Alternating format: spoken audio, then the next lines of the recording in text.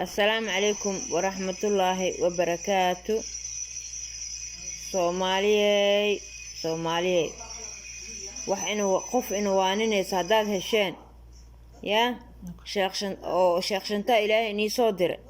mid futada feedo mid naaska laxo sheekhshantaay wax fiican oo inii sheegay sheekhshantaay hadalkiisa hala raaco waa qof fiican waa qof wanaagsan inaan ku xamdisiin ku shukrisiin waa sheekhshantaay qof fiican waaye oo wanaagsan oo inuu waaninaysa waanada walaalka waa la maqla wiili gabar oday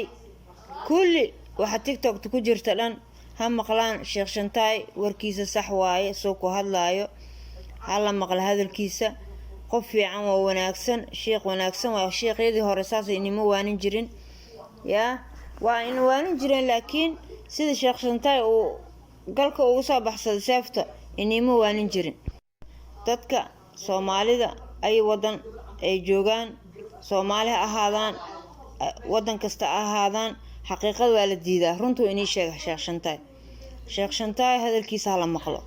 waa nin wanaagsan wadaad wanaagsan khayr Allah siiyo dadka walaalaha warkiisa waa inay maqlaan ay waanadiisa maqlaan aniga